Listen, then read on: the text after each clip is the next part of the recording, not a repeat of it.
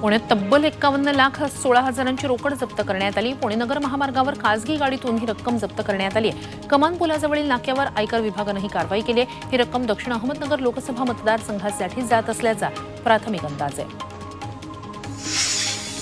मराठा आंदोलक मनोज जरांगे यांनी पुन्हा एकदा सरकारला इशारा दिलाय। 6 जूनपर्यंत मराठा समाजाला आरक्षण द्या, अन्यथा विधानसभा निवडणुकीत मराठा समाज ताकदीने उतरेल असा इशारा जरांगेंनी दिलाय।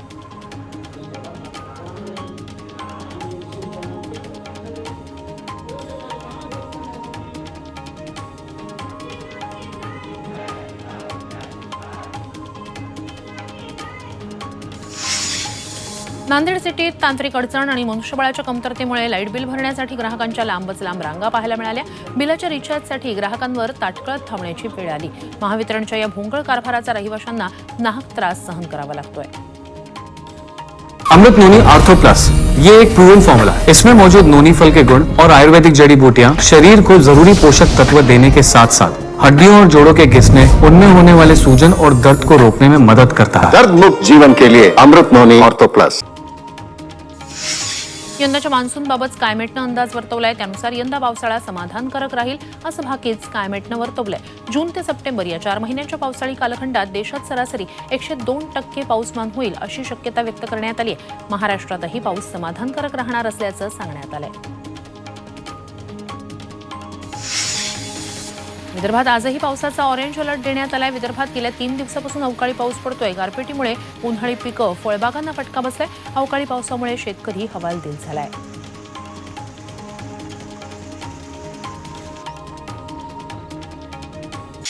नागपूर शहरात पहाटेपासून अवकाळी पावसाची रिपरिप सुरू आहे। 2 दिवसापूर्वी नागपूरला अवकाळी पावसानं झोडपलं, त्यानंतर अवकाळी पावसानं काल थोडी विश्रांती घेतली होती। आज पहाटेपासून पुन्हा एकदा अवकाळी पाऊस कोसळतोय। दरम्यान नागपूर प्रादेशिक हवामान विभागानं नागपुरात आज येलो अलर्ट जारी केलाय।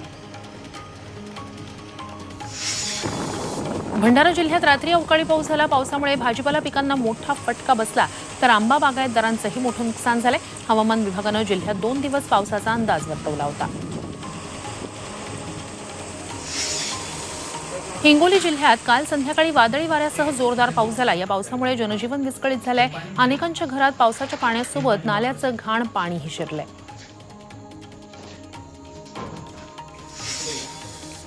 सोमवारपासून मोबाईलमधील कॉल फॉरवर्डिंगची सेवा बंद होणार आहे। ऑनलाईन फसवणूक टाळण्यासाठी दूरसंचार विभागानं USSD आधारित कॉल फॉरवर्डिंग सेवा बंद करण्याचे आदेश दिलेत। सर्व दूरसंचार कंपन्यांना हे आदेश बंधनकारक असणार आहेत।